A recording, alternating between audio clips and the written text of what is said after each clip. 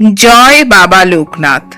রণে বনে জলে জঙ্গলে যেখানেই বিপদে পড়ো আমাকে স্মরণ করো, আমি রক্ষা করব। বাবা লোকনাথের এই বাণীকে স্মরণ করে আজকের ভিডিওটি শুরু করলাম। আজকের ভিডিওতে আলোচনা করে নিচ্ছি বাবা লোকনাথের তিরোধান দিবস কবে পড়েছে 2026 সালে, আর এর কি মাহাত্ম্য, আর কিভাবেই বা বাবা লোকনাথের পুজো করবেন ওই দিনে। চলুন শুরু করা যাক ভিডিওটি। বিশ্বের যে কোনো প্রান্ত থেকে ডাকলে লোকনাথ বাবার সাহায্য পাওয়া যায় বলে মনে করা হয়।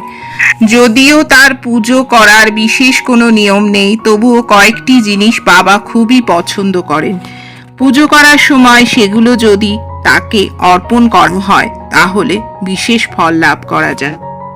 এই বছর 2026 সালে লোকনাথ বাবার তিরোধান দিবস পড়েছে বাংলা 19শে জ্যৈষ্ঠ, ইংরাজি 3রা জুন বুধবার। অর্থাৎ এই দিনেই লোকনাথ বাবার পুজোটি সম্পন্ন করতে হবে। খুব সামান্য উপকরণ দিয়েই লোকনাথ ব্রহ্মচারীর পুজো করে ফেলা যায়। 19শে জ্যৈষ্ঠ বা 3রা জুন সারাদিন যে কোনো সময়ই লোকনাথ বাবার পূজা করা যেতে পারে, কিন্তু বেণীমাধব শীলের পঞ্জিকা অনুসারে সবচেয়ে শুভ সময়টি হলো সকাল 7টা 38 থেকে বেলা 11টা 13 মধ্যে। আসুন জেনে নিই এবার কি কি জিনিস বাবার তিরোধান দিবসে বাবাকে অর্পণ করবেন। কথিত রয়েছে লোকনাথ বাবা মিছরি খেতে খুবই ভালোবাসেন, তাই তার পুজোর প্রসাদ হিসেবে মিছরি রাখতেই হবে।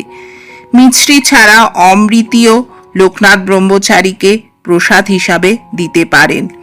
অমৃতিও লোকনাথ বাবার খুব প্রিয় খাবার বলে মনে করা হয়। এছাড়া যে কোনো সাদা রঙের মিষ্টি যেমন চিনির পায়েস, সন্দেশ প্রভৃতি দিতে পারলে খুব ভালো হয়। লোকনাথ ব্রহ্মচারীর চরণে যদি নীল শাপলা ফুল নিবেদন করতে পারেন তাহলে খুব ভালো হয়। এটি করলে আপনার সকল মনস্কামনা পূর্ণ হবে। তবে যেহেতু সাদা রং লোকনাথ বাবার খুব প্রিয়, তবে যে কোনো সাদা ফুলই এই পুজোয় ব্যবহার করা যেতে পারে।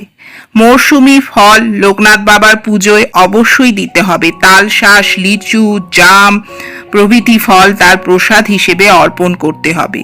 পুজোর ভোগ হিসেবে খিচুড়ি, পোলাও, আলুর দম, লাবড়ার তরকারি দিতে পারেন, তাহলে খুব ভালো হয়।